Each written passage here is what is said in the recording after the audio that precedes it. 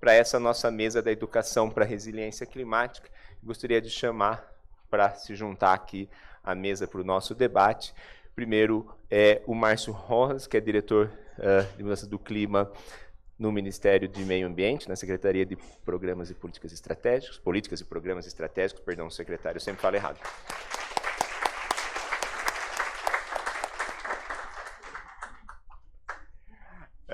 Também a Viviane Vaz Pedro, que é coordenadora geral de Educação Ambiental para Diversidade e Sustentabilidade no MEC.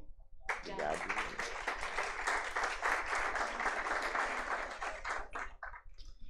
Nós vamos ter também a presença da Tamara, que ainda me avisou que está um pouquinho atrasada, então depois eu chamo ela. Então eu também chamaria a Maria Henriqueta Andrade, colaboradora do Departamento de Educação Ambiental do Ministério do Meio Ambiente. Muito obrigado.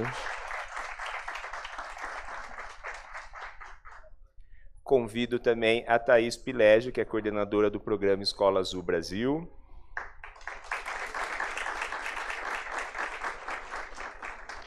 E a Natasha Moreira, da Fundação Oceano Azul de Portugal, por favor.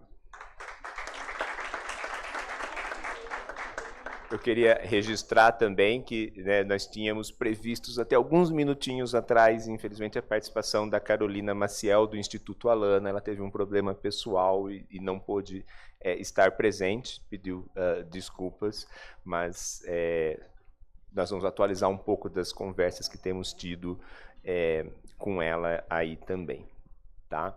Bom, isso iniciando, quero dizer, a alegria de ter essa mesa na discussão do Currículo Azul, do Fórum do Currículo Azul, e da gente ter uma mesa tão diversa, por exemplo, representados por 3 ministérios, que trabalham de forma sinérgica dentro desse contexto, e temos também instituições outras que trabalham mais na ponta. Então a gente tem do governo à ponta, a gente tem uma lógica aqui muito ampla. E aí o que eu queria começar ouvindo nesse cenário da gente pensar a educação para a resiliência climática, como cada um desses grupos, setores, pode contribuir neste processo. Como é que a gente pode começar a olhar para isso em conjunto? Então eu convido primeiro para fazer as contribuições do ponto de vista científico, o diretor Márcio Rojas. Como você preferir. Se quiser fazer mais debate, aí eu vou apresentar aqui. Podemos fazer aqui, se quiser. Já foi mal.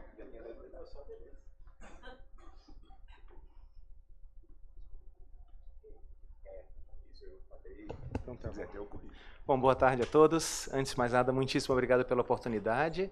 E fico feliz em ver tantas pessoas, não para me ouvir, mas mais para me ensinar, porque o que eu vou fazer aqui é fundamentalmente compartilhar um pouco do que a gente está fazendo, mas seguramente vai ser uma boa oportunidade, obrigado, para que eu possa, com vocês, aprender quais deverão ser os melhores próximos passos, Então, me apresentando agora, eu sou o Márcio Rojas, da Coordenação Geral de Ciência do Clima, do Ministério da Ciência, Tecnologia e Inovações.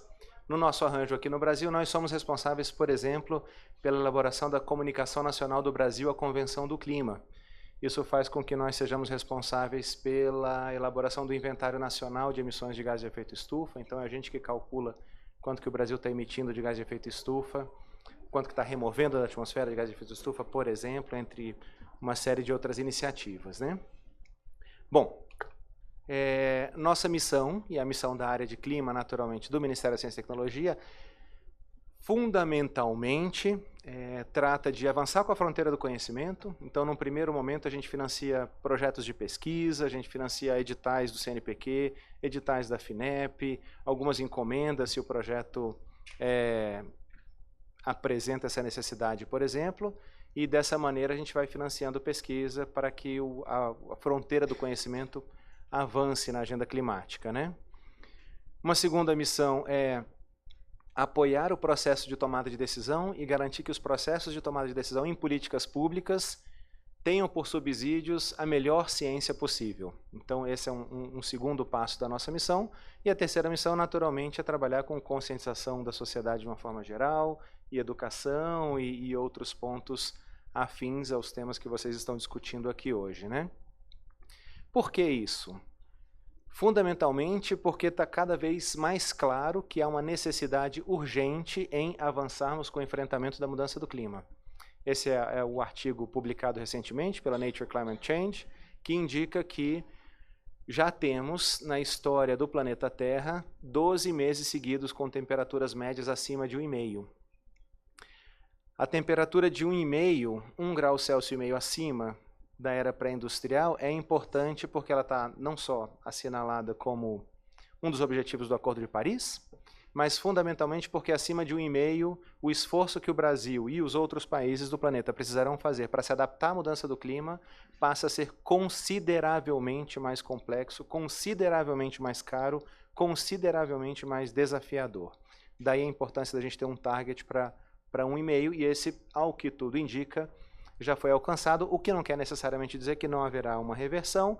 Do ponto de vista científico, ainda existe um certo debate, no sentido de é possível que algumas outras circunstâncias tenham favorecido esse 1,5 agora e a gente reverta, mas fundamentalmente alcançamos 1,5 e alcançamos num cenário onde, se todas as políticas públicas que estão prometidas forem implementadas, e aqui eu estou considerando as políticas públicas que os países submeteram no âmbito do Acordo de Paris, por meio das suas contribuições nacionalmente determinadas, nós vamos chegar em 2100 a uma temperatura mais ou menos 3 graus Celsius mais quente, 3 graus Celsius acima da era pré-industrial. Ou seja, o esforço prometido pelos países ainda não é suficiente para que a gente alcance o compromisso de 1,5 postulado pelo Acordo de Paris. Muito obrigado.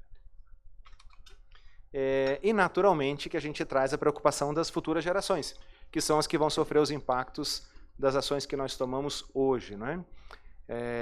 Enfim, e aí está o gráfico só para ressaltar que as crianças que nascem hoje, já quando tiverem a nossa idade, já vão estar encontrando um mundo consideravelmente, ou possivelmente, consideravelmente mais quente, né? Ah, desculpa, eu volto.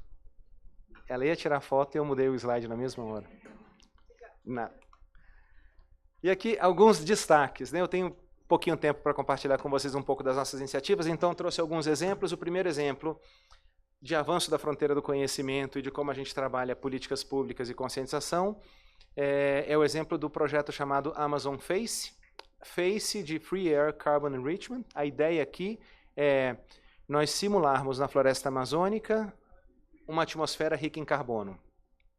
Estamos já quase concluindo a construção de 6 anéis como esses que aparecem na figura. Cada um desses anéis ele é formado por colunas, cilindros de gás CO2 e, à medida que o vento vai assoprando em uma determinada direção e em uma determinada velocidade, o anel vai soltando dióxido de carbono de tal forma que a gente vai conseguir simular uma atmosfera com a concentração de CO2 aproximadamente de 600 ppm, 600 partes por milhão. E dentro de cada um desses anéis a gente tem uma torre para pesquisadores acessarem os mais diversos pontos desse anel com instrumentos científicos, e tem também uma grua para garantir mobilidade, e a gente espera que esse esforço traga informações relevantes para o Brasil sobre, por exemplo, como é que vai ser o ciclo de chuvas no centro-oeste à medida que a concentração de CO2 aumente na nossa atmosfera, né? De que forma isso vai impactar a agricultura no Brasil, de que forma isso vai impactar questões sociais, enfim, uma série de perguntas serão respondidas, e a gente, na próxima semana, vai estar realizando, no dia 16 de abril, no próprio Ministério, um workshop de engajamento, ciência e política em mudanças climáticas, o caso do programa Amazon Face. Nessa ocasião, a gente vai ter colegas do governo federal discorrendo sobre preocupações para a Amazônia e de que forma a ciência poderia eventualmente contribuir com esse cenário. Em seguida, pesquisadores do projeto Amazon Face vão estar apresentando suas contribuições, e ao final vai ter uma grande discussão sobre de que forma o projeto vai poder contribuir com políticas públicas mais assertivas no caso da Amazônia, né? Um outro exemplo de iniciativa nossa a gente está sempre preocupado em disponibilizar o maior número de informações possíveis. Um primeiro passo que a gente dá, e são essas 5 primeiras publicações, é traduzir relatórios especiais do IPCC, do Painel Intergovernamental sobre a Mudança do Clima.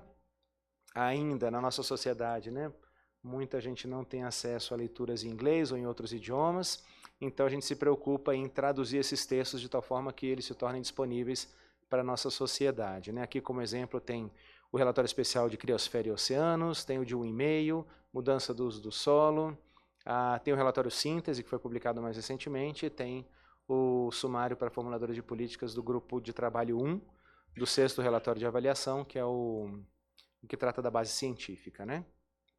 No meio, essas 3 publicações maiores são publicações elaboradas por nós mesmos. A primeira é a 4ª Comunicação Nacional do Brasil, a Convenção do Clima.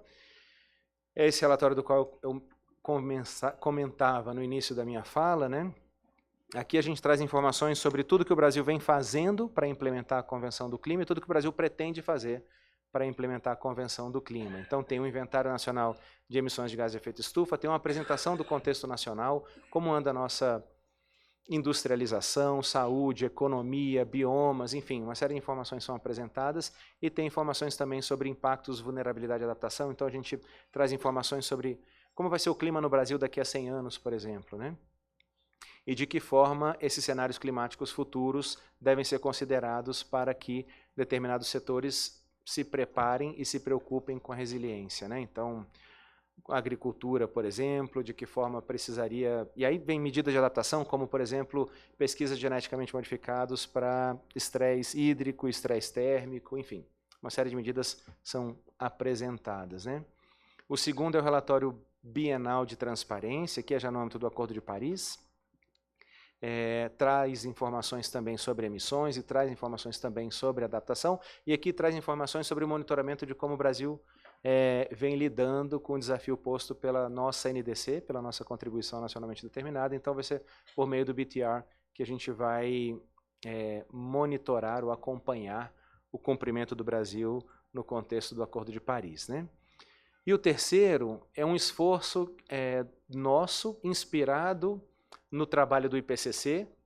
O que a gente fez aqui nessa publicação chamada Mudança do Clima no Brasil foi acessar informações de todos os relatórios do IPCC já então publicados, que faziam sentido para o contexto nacional. Esse foi o primeiro passo. Naturalmente, isso não nos gerou informação suficiente, porque o IPCC, quando singulariza um país, é mais para ilustrar uma questão do que propriamente para trazer um relatório para aquele país. Então a gente precisou dar um segundo passo, e aí com o apoio da Rede Clima e outros parceiros, WWF, Instituto Alana, nós buscamos informações domésticas da ciência nacional para elaborar uma espécie de relatório síntese do Brasil. Como é que o Brasil está se encontrando nesse contexto de mudança do clima? E algumas informações inéditas estão colocadas aqui. Por exemplo, a gente fez um levantamento, pedimos para os colegas do Instituto Nacional de Pesquisas Espaciais, o INPE, fazer um levantamento sobre como o clima mudou no Brasil nos últimos 60 anos. Então a gente estava vendo mudança observada do clima, né? E o que a gente percebeu foi que, em alguns pontos do Brasil, a gente já encontra municípios com a temperatura de 3 graus Celsius mais quente quando comparado com a era industrial. Então, se o planeta está preocupado em 1,5, a gente já tem no Brasil pontos que estão 3 graus Celsius mais quente, né? Alguns pontos do semiárido hoje já não são mais semiáridos, são áridos propriamente, né? 30% menos de precipitação no Nordeste, 40% mais de precipitação no Sul, enfim, essas e outras informações estão colocadas na mudança do clima no Brasil. E quando a gente fez o lançamento na última Semana Nacional de Ciência e Tecnologia, a secretária André estava conosco, nós fomos provocados a transformar esse texto, que tem uma linguagem mais técnica, para algo que pudesse ser diretamente aproveitado do ponto de vista educacional em escolas. Então a gente está no esforço nesse momento, ainda com esses parceiros e outros. Ronaldo, nas horas vagas, tem nos ajudado também. Leandra está acompanhando de perto e está contribuindo com esse esforço. A ideia é transformar essa publicação em um texto de... transpor essa publicação para um livro didático aproveitado pelo ensino fundamental 2 e médio, possivelmente. E mais para o cantinho do slide tem outros 2 exemplos, a gente se preocupando em disponibilizar a informação da forma mais acessível possível. A gente está sempre, na medida do possível, trabalhando com infográficos e cartilhas para ilustrar melhor os nossos esforços e o que a ciência tem colocado com relação à agenda climática. Por fim, a gente tem um esforço de plataformizar uma série de iniciativas nossas. A gente já tem algumas plataformas criadas e já estão divulgadas, né? O Adapta Brasil trabalha com riscos climáticos para alguns setores estratégicos, ele está sendo aprimorado. O Sirene, ele trabalha com emissões e esforços em mitigação, e ele também está sendo aprimorado. O Sinapse, ele simula políticas públicas e ele avalia o impacto de políticas públicas do ponto de vista de redução de emissões de gás de efeito estufa, também está sendo aprimorado. E a gente está no esforço agora de dar início a um projeto chamado Data Clima Mais. A ideia é que estes e outras plataformas que já estão sendo pensadas sejam não só aprimoradas, mas também trabalhem com interoperabilidade, e a gente possa aplicar, por exemplo, ferramentas de inteligência artificial de modo a melhorar e trazer mais eficácia para os nossos esforços, né? E eu cito as plataformas porque quando a gente assumiu essa equipe alguns anos atrás, a gente percebia, por exemplo, que os dados de emissões eles eram encontrados em PDFs ou em tabelas, né? E a plataforma permitiu que a gente disponibilizasse essas informações de uma maneira muito mais acessível. Você aplica filtros para ver um determinado período, anos, setores, gases, subsetores, enfim. Por meio das plataformas a gente consegue difundir essas informações com muito mais facilidade, né? Muito obrigado. Desculpa se eu corri, mas eu sabia que eu tinha um tempinho curto. Fico aqui à disposição depois para a gente continuar conversando. Obrigado.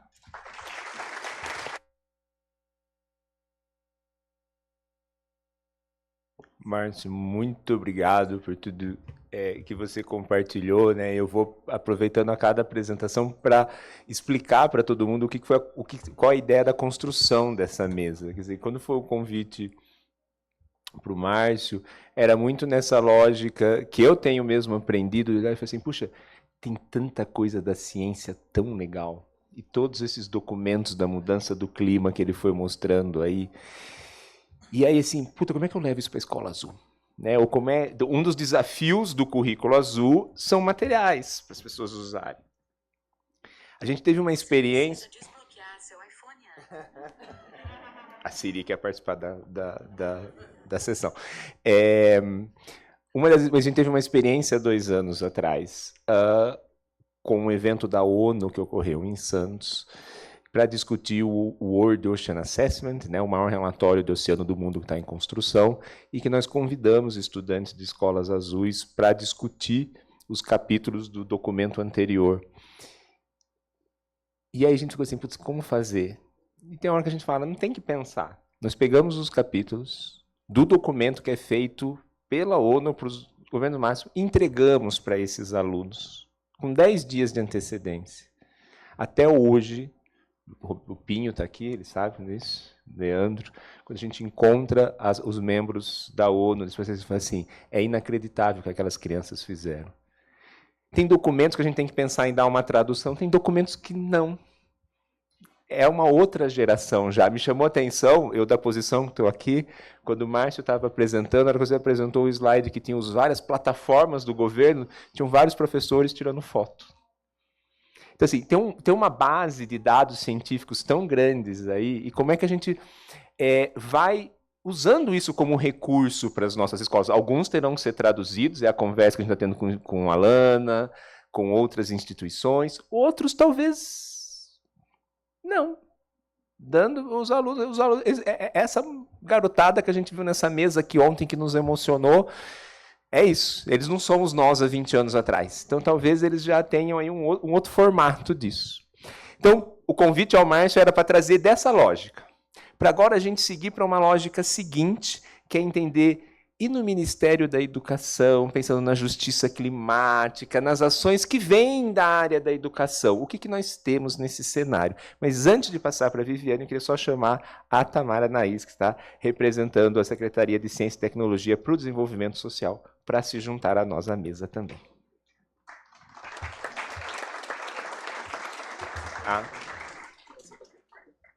Não, tem cadeira. Não, gente, tem cadeira ali, eu pego. E aí, pera lá. E aí, passando então a palavra para a Viviane, eu vou pegar só a cadeira ali para a Tamara.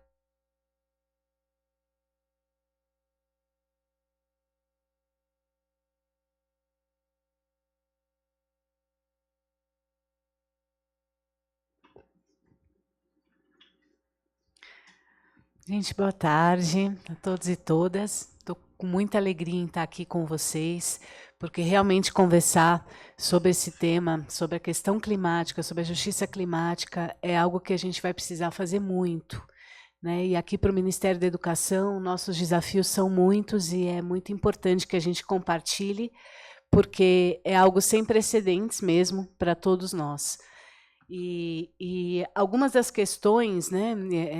Bom, me apresentar melhor, eu sou Viviane Vazzi, e eu estou como coordenadora geral de Educação Ambiental para Diversidade e Sustentabilidade, numa secretaria que também tem um nome grande. E eu acho importante falar qual é, porque o foco dela é equidade e inclusão, né? Que é a Secretaria de Educação Continuada, alfabetização de jovens e adultos, inclusão e diversidade. Um dos maiores desafios, portanto, né, além de retomar a educação ambiental, que tinha sido simplesmente extinta, né, por governos passados. Então, em 2023, a gente retoma ali a educação ambiental, numa tentativa de reconstituir tudo, equipe, recursos, inclusive recuperar documentos. E aí, desde então, o foco da resiliência climática, o foco da discussão da justiça climática, os grandes desafios que as escolas têm enfrentado, entram numa pauta muito grande, entram como prioridade. Inclusive, no ano passado, acho que vocês sabem que foi revisada a Lei da Política Nacional de Educação Ambiental, pedindo uma atenção especial às escolas para que realmente seja trabalhado o tema da biodiversidade, da atenção às mudanças climáticas e também da capacidade de resiliência climática das escolas. E quando isso acontece, eu vou já adiantar uma informação que ainda não foi aprovada pelo ministro a ponto de eu mostrar aqui, mas nós vamos lançar uma política de educação ambiental escolar. Então, é uma política que ela vem institucionalizar e colocar no PPA até 2027, pelo menos, eixos estruturantes, entre eles o da resiliência e dos planos de contingência das escolas, para que a gente possa minimamente tentar fazer com que a educação ambiental não suma nunca mais, ainda mais diante desse desafio aqui que a gente está. E por que o tema da justiça, por que nós estamos trabalhando com o tema da justiça climática e não só da mudança climática? Justamente porque quando vêm os desafios, que eu vou falar alguns para vocês, esses desafios climáticos, eles vêm justamente acentuar as desigualdades, os racismos e os dados que nós temos sobre como isso está afetando a educação, as escolas, a continuidade dos estudantes no sistema. Eles são muito reveladores em termos desse racismo e desigualdade. Então, não é só uma questão de classe, a gente tem uma questão de etnia muito evidente. Então, povos indígenas, quilombolas, campo, diretamente afetados, assim como racismo mesmo. E aí uma realidade para dar conta, né, com educação ambiental, mas que não é só com educação ambiental, né, é com um pacto entre instituições. Nossa preocupação é como isso vem afetando as escolas, sobrecarregando com injustiças, inclusive professores e estudantes, porque se não foram eles que criaram, tamanha injustiça, tamanho impacto, tamanha catástrofe, né? Muito cuidado da nossa parte também não colocar essa responsabilidade dessa maneira nas costas desses profissionais que, inclusive, têm suas condições de trabalho muito afetadas por isso, entre outras. Principalmente, né, uma questão que é importante dizer já de pronto, saúde, né, e saúde mental também. Dos nossos desafios muito fortes é a ansiedade climática, quando começa a chover numa sala de aula. E por falar em sala de aula, em alguns lugares estão sendo chamadas de saunas de aula, porque além das ilhas além desses pontos de oscilação, nós temos lugares no Brasil onde as oscilações são de até 8 graus. E aí, não por acaso, também, uma expressão do racismo, 68% dos afetados por essas ilhas de calor e saunas de aula são negros e pardos. Então, por aí a gente percebe. 1 a cada 3 escolas não está climatizada. Em alguns estados, por exemplo, o investimento em climatização, que é o mínimo, um ar-condicionado, aí eu vou citar o estado de São Paulo, 2% de investimento, 2% da rede pública tem ar-condicionado. O abalo à educação está tão grande que a gente tem aqui estudantes que estão perdendo até meio ano em termos de aprendizado e proficiência por conta das injustiças climáticas. As escolas, 70% delas não têm área verde, e o pior índice é para as creches. Então, imaginem só, a gente sem política de educação ambiental, que são os primeiros princípios, o primeiro contato, onde a gente sabe que a natureza se percebe integrada, isso não existe. Então, de repente, isso vai surgir lá na frente, de uma maneira mais biologizante, cientificista, com uma dificuldade de perceber que tratar de educação ambiental não é tratar de tema ambiental, né, que precisa olhar para esse território, construir um conhecimento, construir cidadania, ação transformadora, e que isso requer muito pacto, né, muito pacto e espaço, dentro de uma rotina fragmentada da escola. Então, um dos maiores desafios nossos, inclusive, é chamar para esse pacto. Com a educação ambiental esfacelada, imaginem só, se um técnico da Secretaria de Educação, que trata de direitos humanos, gênero, trânsito, educação financeira e educação ambiental, vai dar conta de uma... Então, um dos primeiros lugares que nós estamos olhando para essa política é o sistema de governança. É muito pesado esperar que professores e professoras possam dar conta, sem um apoio institucional. E a escola, para ter, 70% das escolas não têm um plano de resiliência climática, elas estão sendo fechadas. Vocês sabem disso, que gestores estão indo para dentro das escolas para ajudar a manter esses abrigos em caso de uma catástrofe, para evitar estupro, agindo como polícia às vezes. Então, isso é extremamente injusto, e eu digo isso assim, é um desafio muito grande. Estamos falando aqui que todo tipo de união, todo tipo de olhar, e um olhar que pense em justiça climática, né? Por que esse conceito da justiça tem sido importante? Ele vem da justiça climática, é um tema que veio da luta por direitos humanos. E hoje a gente tem uma política, uma ação integrada entre 3 ministérios. Eu vou falar sobre a Conferência Infanto-Juvenil pelo Meio Ambiente, em que MEC, MMA e MCTI estão juntos num pacto por governança, inclusive, para esta política de educação ambiental a longo prazo, para além da conferência. Mas eu vou falar assim, por que eu acho muito importante. É o primeiro contato que as escolas do Ensino Fundamental 2 de todo o Brasil, que estão sendo convidadas, né, a participar, é o primeiro contato delas com o tema da justiça climática. E aí muitos novos conceitos e repertórios para essa luta estão vindo por parte dos estudantes. E é muito importante que tenhamos ouvidos para poder captar quando eles falam da necessidade de desemparedar. Então, não é só uma questão de ar-condicionado ou de tecnologia, né, modernizante que vai colocar, no mínimo, uma energia fotovoltaica. Isso é o mínimo. Mas não é só isso. Eles querem desemparedar, querem desconcretar, querem um novo sistema escolar de escolas resilientes e escolas sustentáveis, coerentes com a educação ambiental, coerentes com a sociedade que se quer caminhar. Então, a Conferência Infanto-Juvenil, preciso falar dela, né, pelo meio ambiente, eu queria até convidar vocês para conhecer e para engajar mesmo suas escolas na participação, porque ela começa a trazer esse tema da justiça climática para dentro das escolas, onde as escolas vão olhar para os seus territórios e perceber o que precisa ser, qual a resiliência que precisamos ter, como é que nós vamos cuidar desse território e de quem primeiro. Então, como é que são as crianças, são os idosos, são os deficientes, quais grupos étnicos primeiro? E aí a gente começa a ter o primeiro olhar do cuidado, o que é fundamental. Porque uma das preocupações com a questão climática é que alguns grupos estão no salve-se quem puder, e tem essa discussão da necropolítica, de que pode-se deixar alguns, né, sem essa... Então, é uma discussão de direitos humanos que começa de uma forma importante, depois ela vai para uma conferência estadual, e a partir da conferência estadual eles virão a Brasília. Esse evento está sendo considerado uma pré-COP, porque as crianças querem fazer uma incidência e dizer como é que nossas escolas vão cuidar do clima, como é que nós ensinamos vocês a cuidar do clima a partir da nossa ação. E cada escola forma uma comissão de meio ambiente e qualidade de vida, que é uma metodologia que já vem desde 2003, né, por jovens, como se fosse um grêmio estudantil, onde se olha para o território, se cria um projeto, uma ação transformadora. E a nossa expectativa é de que essa convida se articule, essa Comissão de Meio Ambiente e Qualidade de Vida, se articule com os centros de educação ambiental do Ministério do Meio Ambiente, com as salas verdes, que possa receber um apoio de extensão, de pesquisa, porque, sim, se produz conhecimento quando se faz educação ambiental. As convidas criam conhecimento a partir do território.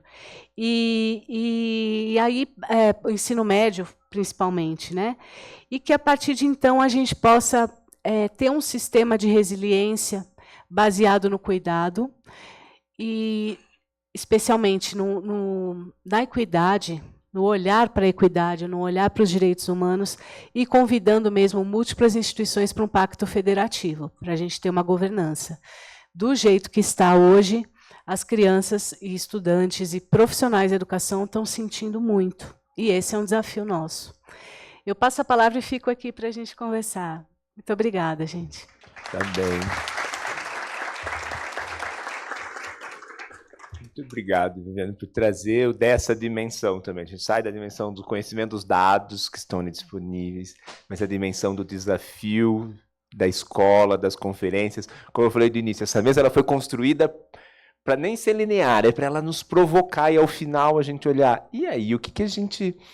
Né, onde é que esses caminhos todos se encontram também, né, num cenário deste ano que a gente tem COP, que a gente tem o movimento do Currículo Azul, mas para dar continuidade ainda, né, no nosso mosaico de iniciativas e ideias, eu gostaria de convidar a Maria Henriqueta Andrade como colaboradora do Departamento de Educação Ambiental do Ministério do Meio Ambiente, para a gente entender isso agora da vertente do meio ambiente, né? Então, para que ela pudesse se apresentar. Obrigado.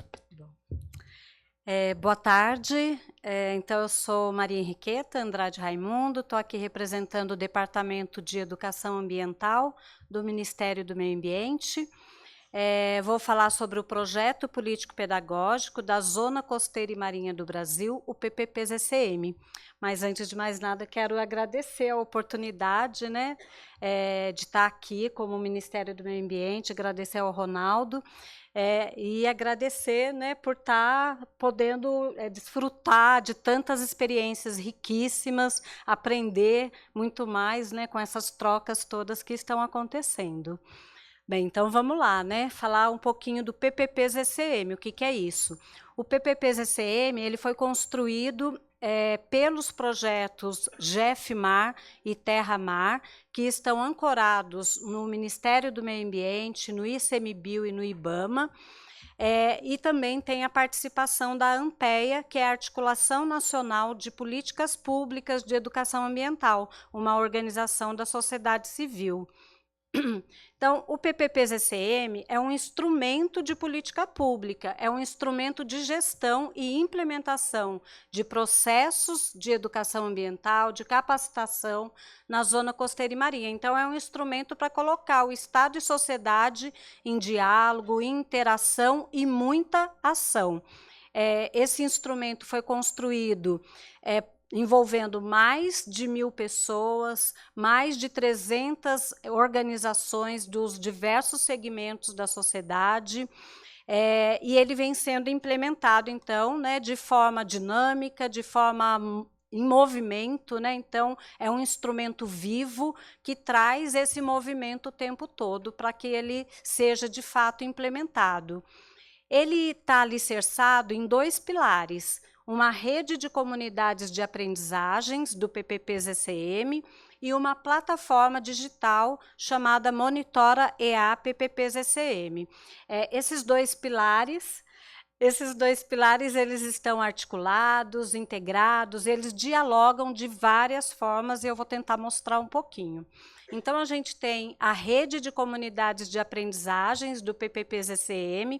Essa rede de comunidades de aprendizagens, ela está estruturada a partir de um comitê gestor, que é formado principalmente por órgãos do poder público, mas também traz a participação da sociedade no comitê gestor, e um grupo de facilitação, um grupo de pessoas que facilitam essa rede nos territórios. Além disso, a rede ela tem elos. Os elos são todas as organizações e pessoas que fazem uma adesão ao PPP-ZCM, ou seja, os elos são aquelas instituições, organizações, pessoas que estão de acordo com as diretrizes, com a missão, com os objetivos do PPP-ZCM e dessa forma se engajam no movimento do PPP-ZCM nos territórios para dar vida àquelas diretrizes, àqueles princípios que estão colocados e que foram construídos de forma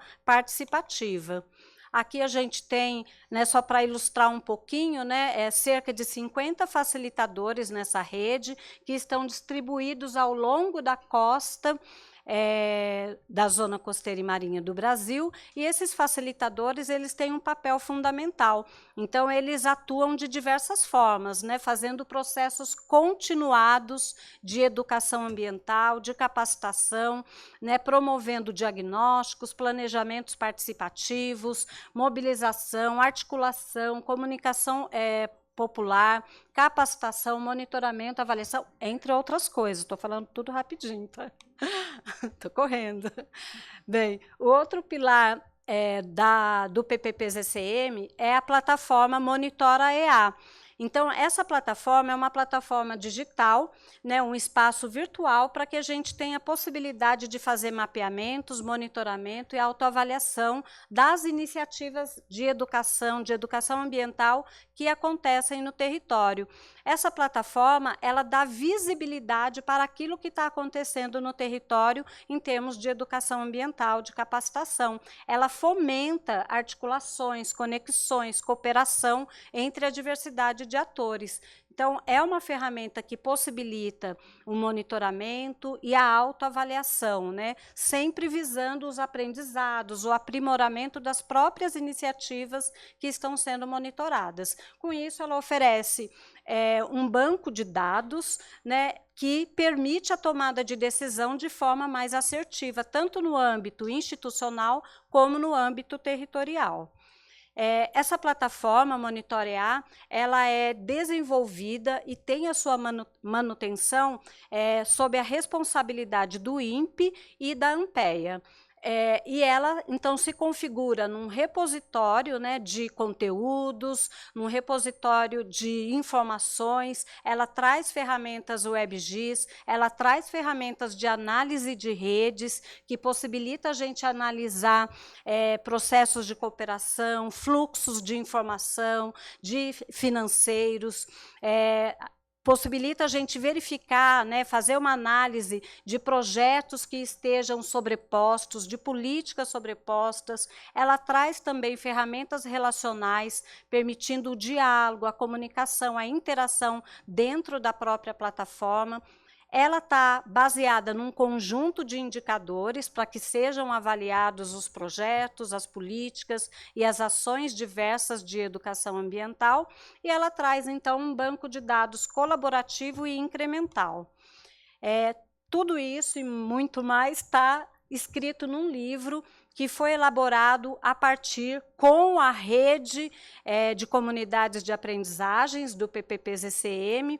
Esse livro foi publicado no ano passado, lançado, né, nacionalmente, lançado em diversos territórios da zona costeira e marinha do Brasil, e neste ano ele vai ser lançado em âmbito nacional no Congresso Internacional de Educação Ambiental dos Países de Língua Portuguesa. Então, ele está disponível, acessível para quem quiser saber um pouquinho mais da história, né, e de como que tudo isso acontece.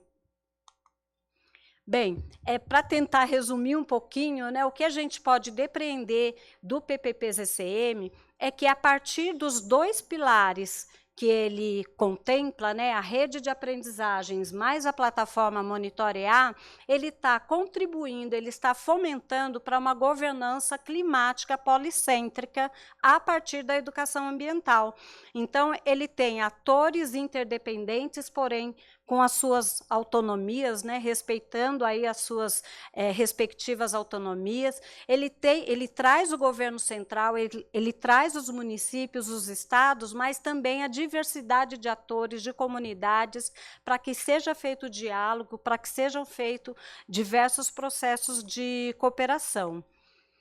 Então, a gente depreende que o PPP-ZCM, ele vem contribuindo, né, por meio dessa governança policêntrica, a partir da educação ambiental, ele contribui também diretamente para a capacidade adaptativa e resiliente dos territórios da zona costeira e marinha.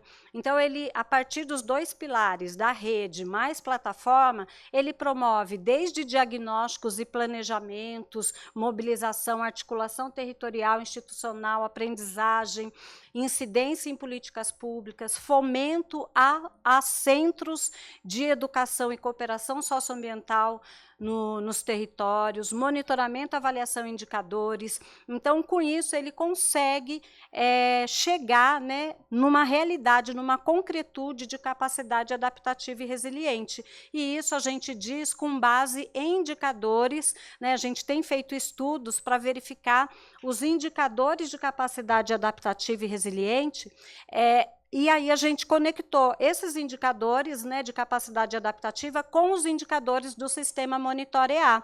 E a gente verificou, então, que existe, né, uma coerência muito grande entre os indicadores. Então, a gente pode afirmar que isso está acontecendo, mas é lógico que tem vários desafios, né? E um dos desafios é justamente dar sustentabilidade para esse instrumento de política pública que é o PPP-ZCM, porque hoje, por exemplo, o PPP-ZCM não tem recursos financeiros para que ele seja mantido. Então, a gente depende de recursos financeiros para que ele tenha continuidade, para que ele vá adiante e possa ir além do que ele vem fazendo até agora.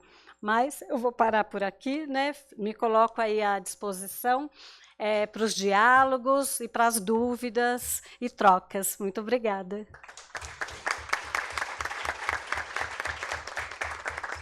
Muito obrigada, Henriqueta. Isso é a minha provocação até para todo mundo que está aqui dos diferentes estados e comunidades, bom, dos diferentes países também, mas talvez não se aplique para vocês, colegas de fora. Mas é isso, assim, quando a gente olha, por exemplo, né, o PPP-ZCM, com toda a mobilização e o currículo azul, né, e toda a proposta em desenvolvimento, a assinatura ocorrida ontem entre MCTI e MEC, todos os planos se desenvolvem, onde esses espaços se encontram, e que se encontram com o clima, e que se encontram nesse momento que é a questão da resiliência climática, as discussões do clima, e vão crescer cada vez mais, seja pelos impactos, seja pela chegada da COP.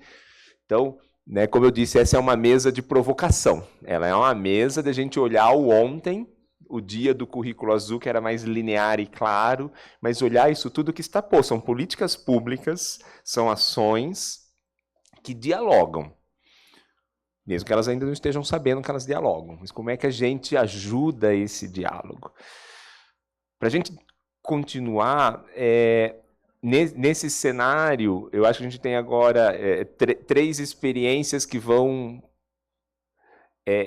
mais para um lado do engajamento direto da sociedade do que da política pública, e é isso que eu quero trazer. São 3 experiências para a gente conhecer rápido. Quer dizer, eu acho que a gente pensar no ano da COP, que a gente está com o currículo azul chegando, que tem o movimento, a questão da diversidade e inclusão das escolas. Assim, será que todo mundo, pegando da fala da Viviane, né, da justiça climática, será que as comunidades sabem o que é justiça climática? Como será que as nossas escolas podem ajudar nisso, e talvez usando conteúdos para entender esse processo e se aprimorar e ligar com as redes de educação ambiental, e sim vai. E aí eu convido para brevemente apresentar e acho que até lançar, né, o que é a chamada que o programa Escola Azul vai fazer, tentando contribuir um pouco à discussão que a gente vinha tendo com o Márcio, já com a Viviane, quer dizer, esse movimento que a gente quer fazer de agora, que dialoga com a conferência Infanto-Juvenil. E eu convido a professora Thaís Pileggi para apresentar, a coordenadora do Escola Azul, para apresentar, por favor. Bem, boa tarde a todas, todos. É um lançamento, né, Ronaldo? Acho que a ideia é a gente trazer um pouco o que todo mundo está falando, né? É um evento tão importante como vai ser a COP no nosso país, Como que as escolas estão? Como os nossos jovens? Será que a gente entende? A gente, né, professores, entende o que acontece na COP? Que a gente tanto, o que eles tanto falam lá? Então, a proposta é fazer com que a escola entenda, que os jovens entendam o que é a COP e se torne uma central de informação, ou seja, traduzir o que acontece lá na COP para a escola, né? Numa linguagem acessível. Então, a gente está lançando hoje, a gente está super feliz, que é uma construção aí de muitos atores, o desafio. Nossa escola é uma central de informação sobre a COP. Então, a ideia é como se fosse um jogo com 3 fases, né? Então, a gente dividiu isso em 10 passos. Esses 10 passos em 3 fases. E cada fase vai trazer com que o aluno entenda, se capacite para a próxima fase. Então, primeiro ele vai entender o cenário. Então, o que é a COP? O que acontece? Então, a gente chamou o primeiro passo de desvendando a COP. O segundo passo é entendendo a cultura oceânica, porque esse desafio vai ser lançado não só para as escolas azuis, mas para todas as escolas. Então, o que é cultura oceânica? Então, a gente, né? O terceiro passo é entendendo o meu local. De que maneira o meu local se comunica com o que está acontecendo lá na COP? E de que maneira o que está acontecendo lá na COP impacta onde eu vivo? Né? Então, fazer essa conexão. Essa passou a primeira fase, a escola vai para a segunda fase. Na segunda fase é coletando informações. Então, aonde que eu vou buscar informação? Aonde que eu vou pesquisar informações de qualidade, né? e de confiança? O quinto passo é o que são fake news. Será que eu identifico uma fake news? Será que eu entendo? O sexto passo, é criando um repositório sobre mudanças climáticas. Então, eles vão ser convidados a procurar em sites, em artigos e montar um repositório. Finalizando essa fase, a gente passa para uma outra fase, né? Para a fase final, que é a estruturação mesmo de uma central da COP. Então, primeiro ele vai identificar a audiência, para quem que eu quero falar, que mensagem que eu quero passar. O próximo passo, que é o 8º passo, é a estratégia de comunicação. Como que eu vou usar para comunicar? E aí, respeitando as características de cada região. Né? Então, a nossa diversidade que a gente viu aqui, como que eu vou comunicar? Eu vou usar a rádio da cidade, eu vou usar a minha escola. O que eu vou usar? Então, cada escola vai definir essa estratégia de comunicação. O 9º passo é um plano de comunicação. Como que eu vou comunicar? Né? Como que eu vou fazer essa central?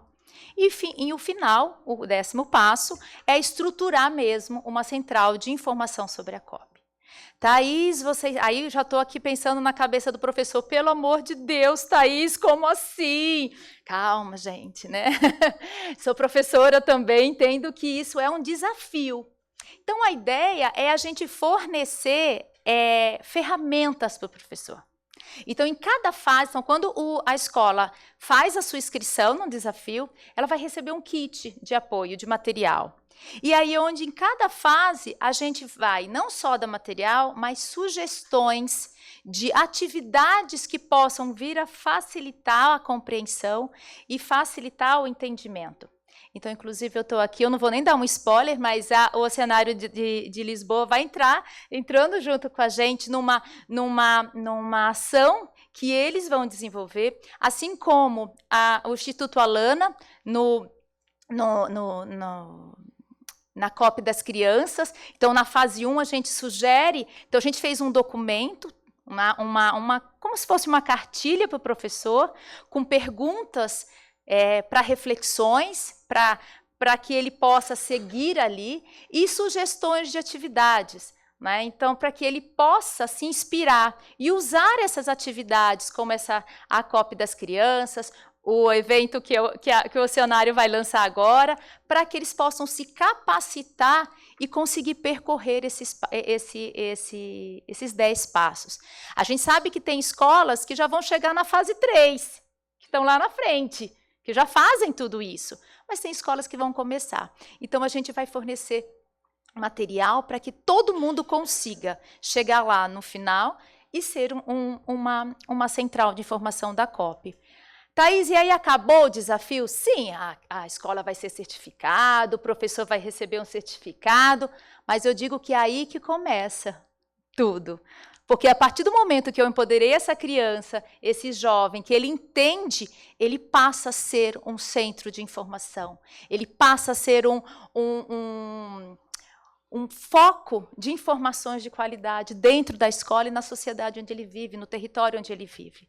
Então, o que a gente quer é, na verdade, o final do desafio não é no passo 10. Eu falo que é só o começo. Só que a gente não pode dizer isso para o professor, senão ele vai ficar desesperado. Mas a ideia é essa, é a gente capacitar, empoderar os nossos jovens, né, para que eles possam ser responsáveis por informações e traduzir, ter condições de traduzir. Lógico, não tudo que acontece na COP, mas o que é mais importante para o local dele. E sempre fazendo essa conexão do local para o global, sempre. Então, e a gente, vou passar só rapidamente, então a gente fez onde eu falo as perguntas para reflexão. Então, é um documento que a gente elaborou com muito cuidado para que o professor receba isso daí, numa forma de ajudá-lo sempre. E em cada fase também ele fazer uma entrega mais tranquila, mais simples, mas para que a gente possa ir entendendo toda essa construção do processo. É isso, pessoal. Espero que as escolas azuis e as escolas que estão aqui possam participar, aderir a esse desafio aí. Muito obrigada. Obrigado, Thaís. E acho que esse é uma das propostas que busca esse alinhamento, ou ajudar como uma dessas plataformas de alinhamento, porque era isso, quando a gente estava construindo isso, que surgiu o diálogo com o Márcio, porque lá no passo 1 e 2 a escola tem que entender a mudança do clima, o que é a COP. Mas onde estão as informações? Para montar um kit, onde estão essas informações? Está aqui, está na coordenação do Márcio. Aliás, o Márcio, ele já sabia quando agendou, ele tinha uma reunião, tá? Então ele realmente só ficaria uma parte. O Ministério já tem muita informação, a gente não precisa gerar nada novo. Então, como é que a gente vai agrupando essas informações? Puxa, mas tem toda uma parte das escolas e da diversidade, assim vai. Mas o MMA já tem trabalhado e tem todo o link com a Conferência Infanto-Juvenil. Quer dizer, como é que a gente pode pensar isso? Mas na zona costeira a gente tem a rede do PPZM e já tem os indicadores que estão sendo lá construídos. Que a gente quer. Então, assim, acho que tem um diálogo, né, aqui para ocorrer depois, Thaís e demais nisso, e como exemplo de alinhamento que já foi feito, então eu convido a Natasha, né, que todo mundo já ouviu de manhã, que trouxe as experiências de Portugal, mas dentro do cenário das áreas marinhas protegidas, para a Natália falar o que eles estão fazendo lá e como que a gente já achou essa sinergia dos 10 passos com o movimento da Fundação Oceano Azul. Então, olá outra vez, obrigada pela oportunidade de vir aqui mais uma vez. Desta vez venho falar mais para o público geral, porque vou convidar-vos a participarem também. Então, esta é uma iniciativa que se chama Mini 3030. E antes de explicar um bocadinho o que é, vou voltar um bocadinho atrás. Então, a nível global, estamos a enfrentar duas grandes crises, para ser mais concisa. A emergência climática, por um lado, e a perda de biodiversidade, por outro, que na verdade é uma consequência. E eu costumo dizer, eu sou bióloga marinha, mas sou também educadora ambiental, e costumo dizer que o oceano é como se fosse um bombeiro que nós temos no nosso planeta. Porque ele é muito afetado pela emergência climática, mas ele é também a nossa solução. E então a proteção do oceano, a meu ver, é a chave que nós temos para mitigarmos as alterações climáticas. Portanto, decidimos focar esta iniciativa nas áreas marinhas protegidas, porque sabemos, a ciência diz-nos, que é a ferramenta mais eficaz que nós temos para proteger o oceano e, consequentemente, mitigar as mudanças climáticas. Existe uma meta global de se proteger 30% do oceano até 2030. A questão é que estamos um bocadinho longe e já estamos em 2025. Portanto, é necessário que haja um compromisso maior dos diferentes países para se cumprir esta meta, que é como se fosse, imaginem, a reserva de combustível do nosso carro, ok? É o mínimo que nós precisamos para garantir que continuamos a ter um planeta para viver nas condições em que temos tido até agora. E depois, eu acho que é muito difícil criar novas áreas marinhas protegidas, mas estava há bocadinho a falar até com a Vitória sobre isso. Eu acho que o importante é que se perceba que os benefícios, as vantagens de uma área marinha protegida não são só ambientais, ok?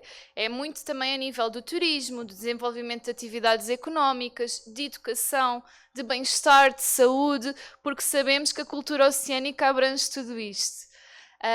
E então, agora sim, passando a apresentar o desafio, o que quisemos foi, para já pensámos muito nos direitos das crianças e sabemos que o futuro das crianças está diretamente ligado com o futuro do oceano, porque sabemos que é necessário um oceano saudável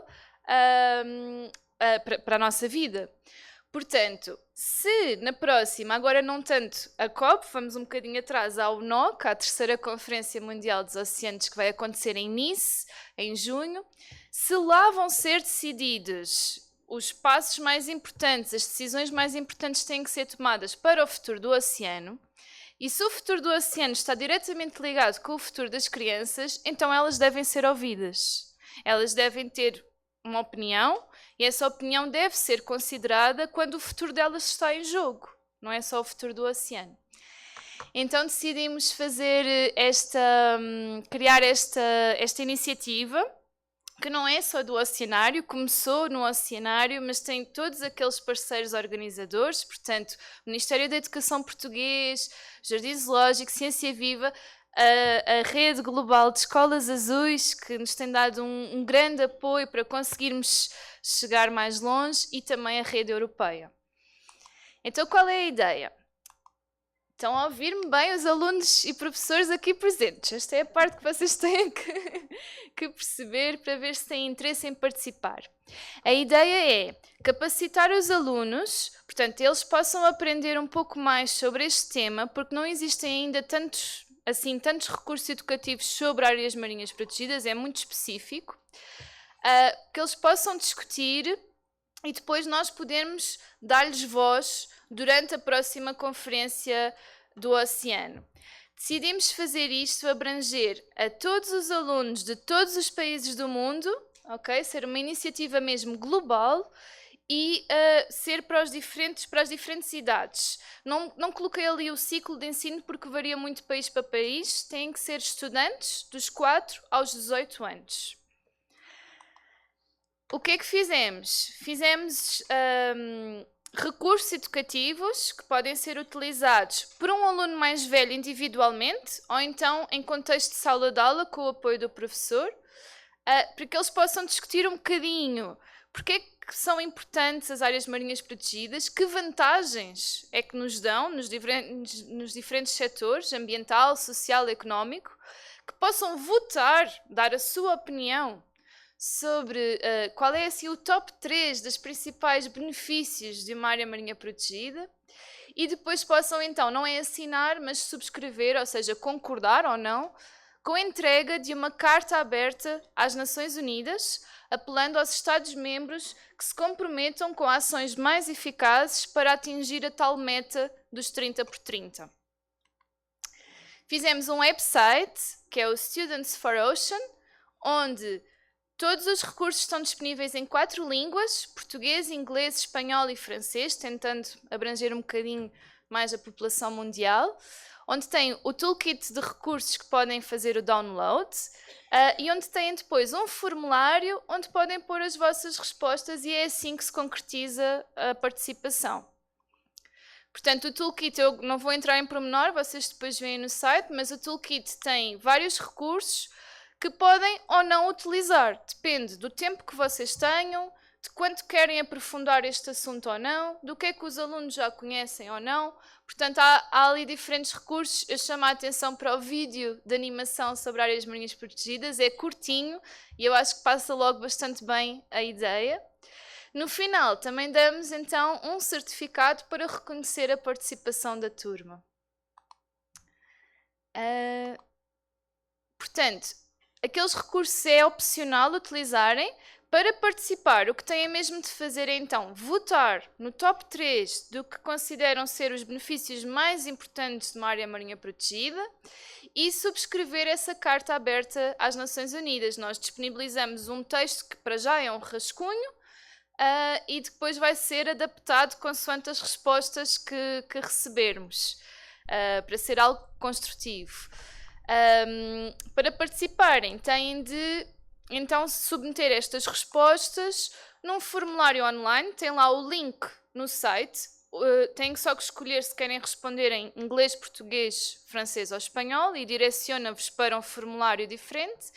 Aqui metem as respostas. Se for um aluno mais velho que queira fazer isto sozinho, porque até nem conseguiu convencer nenhum professor a fazer, pode fazer lá mesmo. Dá para fazer a submissão individual.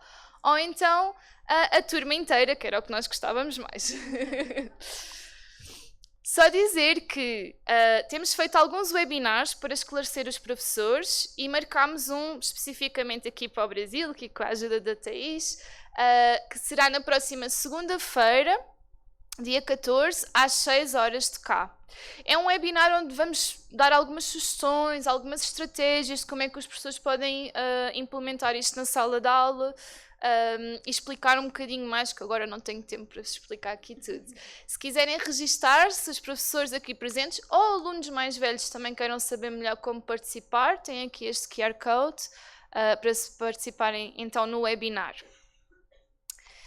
Por último, agradecer imenso à Escola Azul do Brasil pelo incrível apoio que nos têm dado de divulgação, porque agora a ideia é que isto chegue o mais longe possível e que tenhamos um maior número de alunos, de estudantes de todos os países a participarem.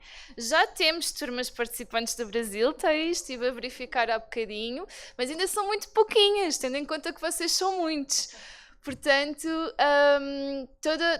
todo o apoio conta a nível de parceiros que se queiram juntar à iniciativa. Nós temos adicionado os logotipos no nosso site para também as pessoas perceberem que, ok, isto não é uma coisa pequenina, isto é uma iniciativa que realmente envolve a colaboração de imensas entidades, imensos programas e que eu acho que vai ter um resultado muito bom. Portanto, convido-vos a participarem, também a divulgarem. Fica aqui o QR Code para o site, também o e-mail para onde podem enviar qualquer questão que tenham sobre como participarem ou outra. E pronto, o meu e-mail também, que acho que há bocadinho não deixei. Obrigada.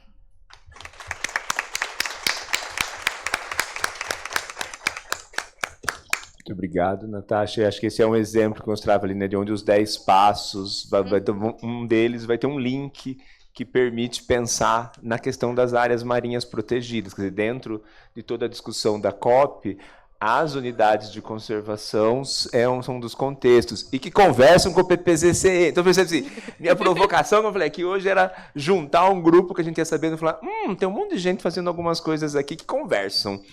E dentre estas, a nossa última, contribuição da mesa é que, dentre todos esses diálogos, ontem nós tivemos aqui nessa plenária o lançamento da Semana Nacional de Ciência e Tecnologia desse ano aqui do Brasil, que que tem o tema Planeta Água, a cultura oceânica para enfrentar as mudanças climáticas no meu território, porque ela reconhece a importância do local. E aí é como uma política pública nacional de uma mobilização super ampla e que vai dialogar com o PPZCM, que vai dialogar com as ações das escolas, com do Escola Azul, do 3030. Então, dado que esse ano a gente tem esse holofote, a Tamara, por favor, muito obrigado para falar um pouco de como esse processo pode, inclusive, ajudar a ser um fundo integrador de todas essas ações. Boa tarde, gente. Meu nome é Tamara Anaísa, estou aqui representando a Secretaria de Ciência e Tecnologia para o Desenvolvimento Social. Eu sou consultora do DPEC, que é o Departamento de Popularização da Ciência e Educação Científica, e sou especificamente responsável, desde o ano passado, pela construção da Semana Nacional de Ciência e Tecnologia, no sentido de tentar unificar os esforços, né? Esse ano também a semana vai ser conduzida pelas SEDES em conjunto com a CEP e outras secretarias do Ministério, e a gente está muito feliz com esse tema. Eu sou doutora em História Econômica, não sou da área, e acho que eu me sinto, desculpem também um pouco atrás, eu estava a 50 quilômetros aqui, preparando um evento que vai ser hoje, então vou voltar para lá daqui a pouco, eu vim especialmente para conversar com vocês. Mas a Semana Nacional de Ciência e Tecnologia é o principal evento de popularização da ciência do país, é o maior da América Latina, talvez seja até o maior do mundo, né? A gente acredita que seja, mas não vamos falar assim, né? Porque não temos dados concretos, assim. A semana é um grande esforço do Ministério para contribuir para a disseminação da cultura científica, da educação científica no Brasil como um todo. E ela tem não é um evento apenas, tem esse sentido provocativo de levar a sociedade, as escolas, a comunidade científica, empresas, pesquisadores a dialogarem sobre um tema, né? Esse ano vai ser a 22ª edição da semana, e no meio da década do oceano, né, a gente tem a oportunidade de trazer esse tema e para o Brasil profundo, né? Eu mesma sou serratense, sou gente aqui do Cerrado, e aprendi com essa turma aqui, inclusive, né, que cultura oceânica não diz respeito ao litoral, né, mas a relação que a sociedade tem com os oceanos, como como o oceano transforma a nossa vida e como ele impacta, né, na nossa vida. E como as nossas ações, eu acho que a cultura oceânica é mais isso, né, esse convite a refletir como as nossas ações impactam no oceano e como esse oceano devolve, né, para a gente esse impacto. Então, esse ano, ao completar 40 anos, o Ministério da Ciência e Tecnologia traz esse tema relevante que está aí sendo debatido no mundo inteiro, e por isso um momento mais importante ainda para a gente debater esse tema nessa perspectiva da cultura oceânica. Estamos bastante animados e felizes, inclusive porque a gente tem aqui um mar para navegar, não é um laguinho, não. A gente tem muitos pesquisadores fantásticos e trabalho que vem sendo feito pelo próprio MCTI e por outros agentes da sociedade para que a gente possa, enfim, fazer esse grande encontro, essa grande... eu que tenho que passar, né? Esse grande encontro. Então, o tema da semana é esse: Planeta Água, a cultura oceânica para enfrentar as mudanças climáticas no meu território. A gente quer conversar aí com todo mundo sobre exatamente isso, né? Como que a gente consegue travar esse debate sobre as mudanças climáticas a partir da cultura oceânica e entender essa relação entre o oceano e a nossa sociedade. Então, para quem não conhece, a semana ela é um evento anual, né? Ela acontece desde 2004, e é promovido pelo Ministério, e a ideia é essa: aproximar a ciência da sociedade. A gente chega em 2025 com esse tema, que tem grande relevância, e a gente quer impulsionar as políticas públicas de ciência e tecnologia acerca do tema de cultura oceânica, e enfim, a gente quer provocar, né, alguns debates na sociedade com isso aí, a conexão oceânica, a reflexão sobre oceanos e pessoas. A gente está se aliando também às estratégias e aos debates nacionais. O Brasil vai sediar a COP30, e a gente quer, a partir disso, construir diálogos que possam, inclusive, desembocar em soluções concretas, né, para que o oceano se torne mais produtivo, mas não no sentido produtivista, né, exploratório, como um recurso apenas, né, mas que se torne no sentido de que esteja mais presente no cotidiano enfim, do conjunto das sociedades, e se torne mais resiliente e acessível. Estou falando um pouquinho rápido, mas estaremos abertos para perguntas. Acho que eu não preciso nem perder muito tempo aqui ser uma defesa do tema, porque, assim, mesmo dentro da comunidade científica, né, o tema foi um pouco polêmico, né? As pessoas, de modo geral, falam: poxa, mas o oceano... E aqui, eu sou do Cerrado, né? Enfim, eu sou da região norte, como que o oceano... Esse tema ele não abrange o Brasil, né? algumas pessoas, alguns pesquisadores achavam que o tema da semana, esse não era um tema amplo o suficiente, e a gente travando esse debate que se torna muito importante de convencimento, de diálogo, e assim é muito legal, porque sempre que a gente dialoga, e as pessoas se convencem de que realmente o oceano envolve toda a sociedade, não só quem está no litoral. Então, e se relaciona com os biomas, ainda mais o Brasil, que é um país, né, que é atravessado por águas, aqui o próprio Cerrado é uma grande caixa d'água, né, que vai se espraiando aí pelo Brasil. Então, a gente trouxe, enfim, alguns elementos. O próprio Maré de Ciência, o Ronaldo, o pessoal das escolas azuis, trouxe muita elaboração que ajudou a gente enfim, construir os elementos, né, o arcabouço teórico que fundamenta esse tema, né?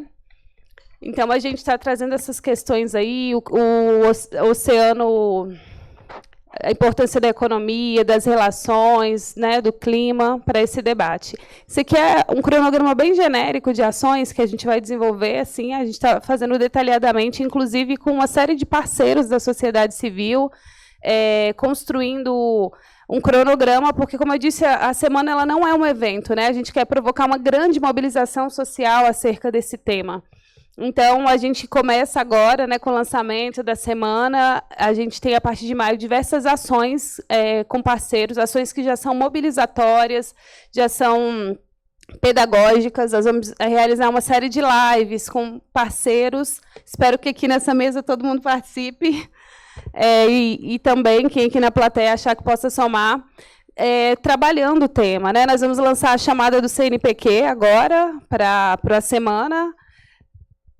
Uma chamada que vai selecionar projetos, né, de feiras, né, de mostras relacionadas à temática da semana para serem apresentados em todas as regiões do Brasil. Então, todas as regiões do Brasil vão ter ações fomentadas pelo MCTI. Além disso, nós estamos fazendo, inclusive, já semana que vem, algumas reuniões de trabalho com o FAP e outras associações para saber, com o SECT, para saber e articular conjuntamente que os governos de todos os estados possam, os secretários, né, as fundações de amparo à pesquisa, possam alocar recursos na construção do debate público e dessas feiras relacionadas ao tema. E fora isso, acho que o próprio Inácio, nosso secretário da sede, está aqui, falou ontem, esse ano a gente está provocando que todas as Olimpíadas científicas, de todas as áreas, elas tenham a temática oceano. Então, é um esforço mesmo de uma ampla mobilização acerca do tema. E a gente vai fazer essas lives, encontros, webinários, oficinas de elaboração de projeto. A ideia é que a gente possa disponibilizar repositórios também de conteúdos didáticos para professores, etc. E a gente já conhece aí os repositórios, alguns que vocês já têm, que são maravilhosos. Campanhas de incentivo, a gente quer organizar também dias nacionais, por exemplo, um dia nacional de coleta de lixo nas praias e rios, por exemplo, onde a gente possa envolver milhares de escolas pelo Brasil nessa mesma ação e a gente possa convocar a pauta sobre isso, né? Dias de aferição, de qualidade da água, etc., né? Então, são campanhas também grandes. E em outubro nós vamos realizar a Semana Nacional em todo o país. Aqui o que esperar, né, que aconteça na Esplanada dos Ministérios, deve ser de 7 a 12 de outubro, e no Brasil, de 20 a 26 de outubro, em 2 datas diferentes, para que o MCTI também possa acompanhar e, enfim, de perto essa política em todos, enfim, no maior número de lugares possível. Então, lá a gente vai ter exposições artísticas, científicas sobre o tema das semanas. Vamos ter uma série de workshops, encontros, seminários, shows, apresentação de trabalhos, de projetos que são realizados no Brasil inteiro. Vamos ter fóruns, encontros, né, ambientais, com ambientalistas, cientistas, gestores, estudantes. Então, a gente espera um grande evento, que é um pouco da divulgação de como vai ser, né? A gente quer divulgar... A gente lançou a semana, vai divulgar os editais, fazer site dedicado à semana. No final, eu vou passar o site da semana para vocês. As atividades, os encontros que eu falei, promover encontros, e realizar a semana e continuar as nossas mobilizações e o levantamento dessas discussões pós-semana na COP. Então, aqui, esse ano, a semana, ela busca alcançar a conexão entre oceano e sociedade, e ali a gente colocou valorizar os conhecimentos tradicionais, porque a cultura oceânica também entende que não é só o conhecimento científico e acadêmico que é válido, ao contrário, é preciso honrar todo o conhecimento, né, ancestral, sobretudo dos povos que vivem, né, as gerações do oceano. Entender o oceano como um aliado climático, pensar em soluções baseadas na natureza. A gente busca também alcançar uma abordagem orientada para a ação. Então, a gente não quer realizar um evento em si, mas uma construção de um debate público sobre isso, da perspectiva da ciência cidadã, né, da mobilização comunitária acerca do tema, e também fortalecer a ideia da economia azul e sustentável relacionada ao oceano. A gente quer impactar muita gente mesmo.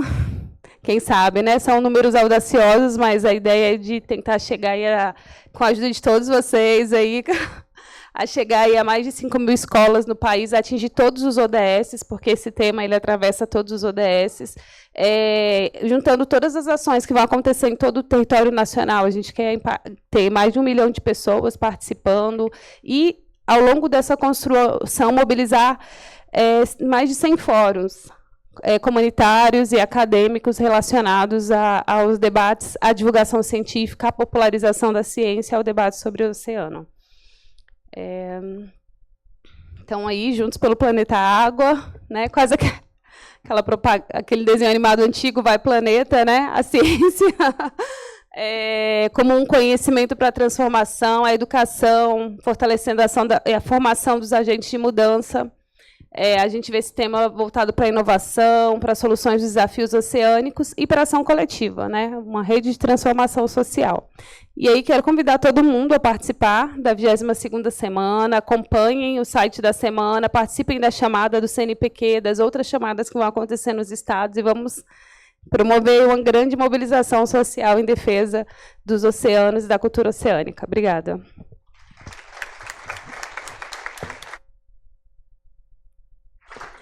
Obrigado, Tamara. E vida longa, Semana Nacional de Ciência e Tecnologia.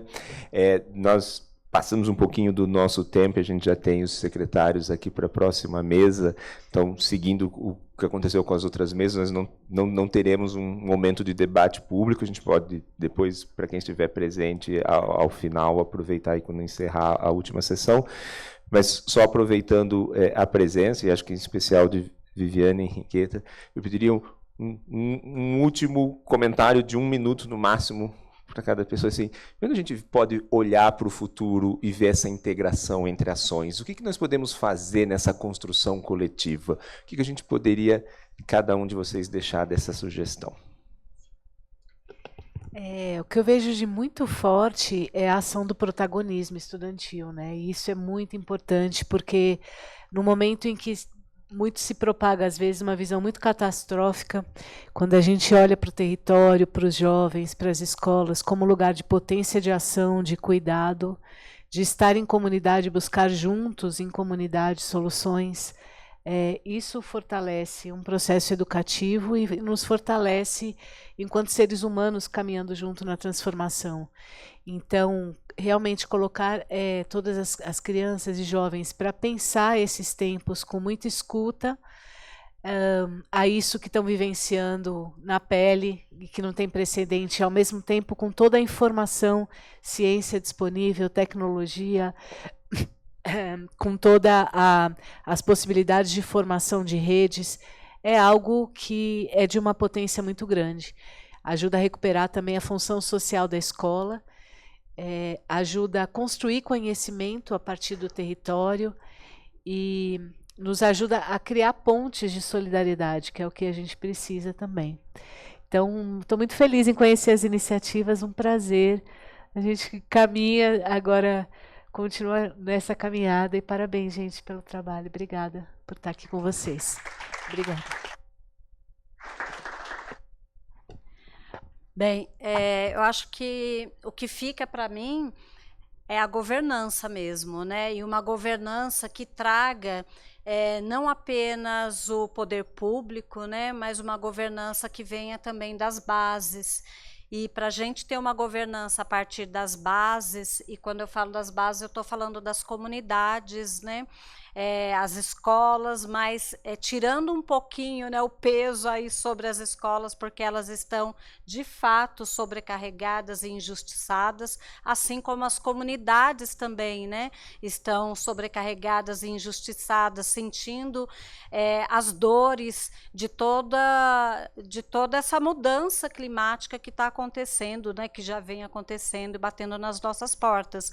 Então a gente precisa de uma governança que ouça, né, de uma governança que inclua toda essa diversidade de atores, né? Então por isso a minha defesa ser muito grande em termos da governança policêntrica, e para a gente ter uma governança climática policêntrica, a gente precisa da educação ambiental. Então a gente não vai ter governança policêntrica sem os processos de educação ambiental, entendendo que a educação ambiental não é, né, um evento, educação ambiental não é uma ação pontual, educação ambiental não é abraçar a árvore, educação ambiental não é fazer cartaz no Dia Mundial do Meio Ambiente. Educação ambiental é articulação institucional territorial, é mobilização, é processos de capacitação também, é monitoramento, avaliação, transparência. Então a gente precisa de uma governança que de fato inclua todos esses elementos e que inclua principalmente as bases territoriais, as bases comunitárias no diálogo e nas tomadas de decisão. E eu acho que todo mundo que está aqui, né, faz parte disso e precisamos dialogar para construir isso juntos. É isso, obrigada.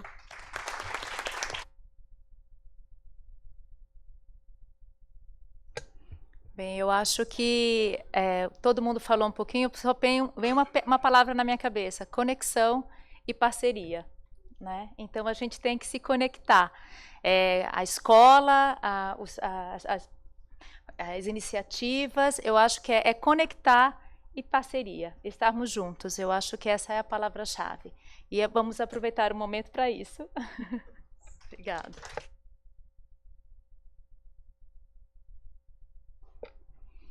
Na minha opinião, é um bocadinho como a Thaís, e fazendo aqui a ligação ao que tivemos a falar também de manhã, e nesta mesa em específico, transformarmos, descodificarmos a ciência para que chegue às escolas, mas não só aos outros setores, como por exemplo aos pescadores, setores profissionais da economia azul, aos nossos decisores, é o que vai permitir, descomplicando e sensibilizando então a comunidade em diferentes meios, é o que vai permitir depois que os nossos governantes tomem então as decisões que nós precisamos que eles tomem para seguirmos juntos num rumo. Por isso eu acho que aqui a cultura oceânica, a literacia do oceano, como estou mais acostumada a dizer, eu acho que pode ser uma chave para fazermos este elo, desde a ciência, que já temos muitos dados, à educação não só nas escolas, ok? Educação para os diferentes meios, e depois então às políticas públicas.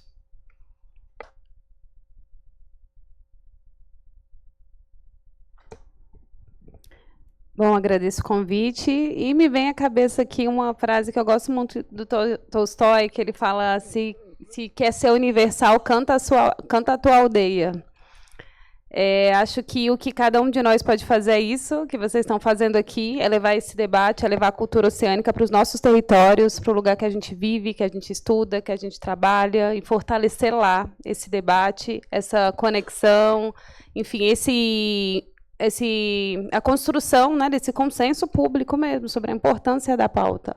Então, acho que é isso, é continuar fazendo nos nossos territórios e ampliar cada vez mais as conexões entre quem faz. Obrigada. Aí dizer que esperamos todo mundo aqui na 22ª Semana Nacional de Ciência e Tecnologia. Obrigado. E com isso eu agradeço e encerro pegando desses pontos finais, que a gente se engaja, esteja todo mundo numa semana, mas acho que efetivamente, pensando, também concordo com as palavras de Viviane, Henriqueta, Thaís, Natasha, da questão da governança e de que é um processo contínuo, né? Acho que até ontem a ministra Luciana Santos falou isso aqui, quer dizer, um processo, o Currículo Azul, ele é o início, por exemplo, de um processo contínuo também para ajudar nisso. E enquanto vocês falavam, eu olhava para alguns dos professores dos diferentes estados aqui presentes, que também já sempre me disseram algo. e que a gente não se esqueça, e aí pensando muito na governança que a Viviane traga, que a escola já está sobrecarregada, como a Rita falou. Então, assim, como é que a gente consegue buscar essa interação que a Thaís traz? Vocês vão sair nas palavras de vocês, mas para que não seja mais uma coisa na escola para os professores. Como é que talvez a gente puxe isso tudo para cá e integre... São tantas ações sempre...